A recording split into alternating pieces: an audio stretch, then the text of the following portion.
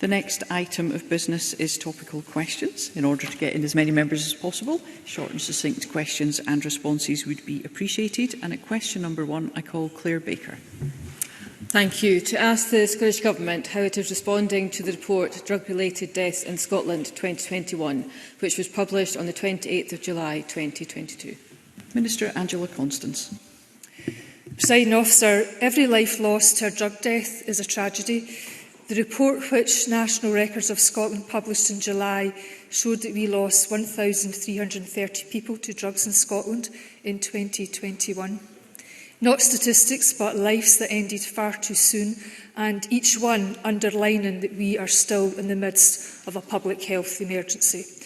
I will give a full statement on this issue on Thursday and will appear before 3 joint committees next week. However, this Government's response will be to redouble our commitment to the national mission on saving and improving lives. The principles of which will guide us through this emergency are follow the evidence, invest to transform services and trust our lived and living experience. Claire Baker. Thank you. It is 3 years since the Scottish Government announced a public health emergency, and yet these figures demonstrate little emergency response. It is no wonder that the accusation of we keep dying, you keep talking continues. The progress on MAT standards in particular is lamentable, and while a year target has been set for 1 to 5 targets being introduced, the implementation on that timescale is a year behind what was initially promised. So can I ask what action has taken place over the summer to push for effective delivery on the MAT standards? Minister. Presiding Officer, the scale of the loss of life in Scotland should not be underestimated. Drug deaths are, of course, preventable, unacceptable and tragic, and we all have a responsibility to play our part to turn the tide. In terms of MAT standards, Ms Baker will be aware that for the first time in Scotland, the Government has issued ministerial direction. All authorities, whether Chief Executive Officers and local authorities, IGBs, health boards, have received those letters. There is a clear expectation and demand that improvement plans and implementation plans have to be submitted to the Government by the end of this month.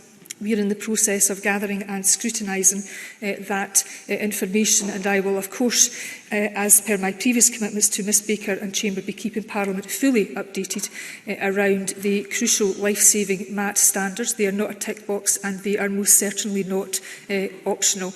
In terms of activity over the summer, she will have seen that we have published our National Mission Strategic Plan.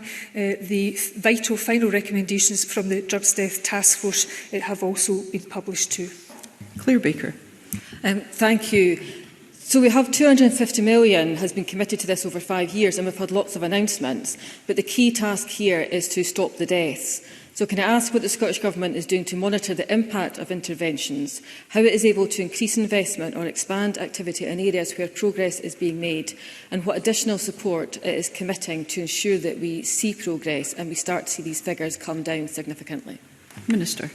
Presiding Officer, as I intimated in my initial answer, I will be responding to Parliament with respect to the vital report of the Drugs Deaths Task Force. But in terms of resource, I hope Ms Baker and others would accept that with the National Mission monies, we see a 67% real terms increase. I have also endeavoured to ensure continuity of funding both to ADPs and to those vital grassroots organisations.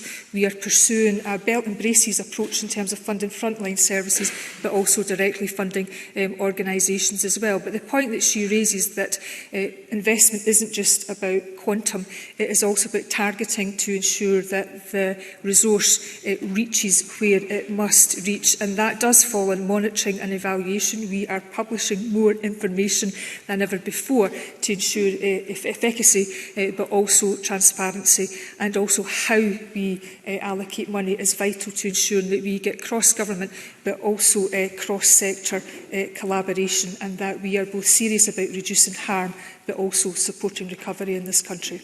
Sue Webber. Thank you, Presiding Officer. We all know that residential rehabilitation is absolutely life-saving and that it needs to be front and centre of the SNP Government's efforts to end Scotland's drug-related deaths epidemic. I was shocked to learn yesterday from my constituent James, who's a resident in Caldergrain in South Lanarkshire, that is more than half empty right now. There are 13 empty beds there at present. Minister, you said it's imperative that resources reach where it must reach. 3 people are dying every day, Minister. So why are people not able to access these beds? Minister. Thank you very much, Presiding Officer, and I appreciate that question from Ms Webber. I am indeed a powerful advocate for residential rehabilitation as part of that recovery-orientated whole system of care. Ms Webber will be aware that this Government has committed £100 million. Thus far, we have made commitments around £23 million, which is both about utilising the unused capacity within the sector, but also increasing capacity in the sector over and above that. And for the first time ever, we have, in effect, ring-fence money for residential rehab to alcohol and drug partnerships. And also, for the first time ever, we are monitoring the number of residential rehabilitation places that each ADP is funding. So I know that over the course of 2021-2022, over 500 placements were indeed funded. But if there are particular issues about the care pathway for her constituent, I would be more than happy, and indeed it's my duty to hear about it, so she'd be very welcome to contact me separately on that matter.